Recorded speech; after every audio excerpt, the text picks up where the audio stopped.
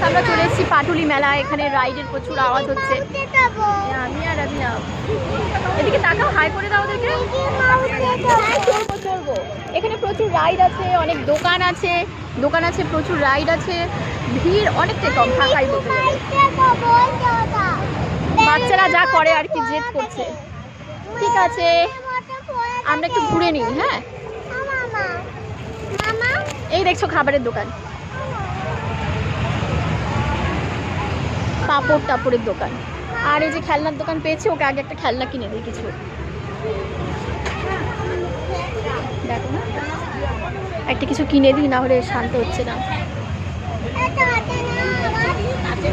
দেখো প্রচুর খেলনা আছে, দেখো কোনটা ও খেলতে চায়, কিনতে চায়।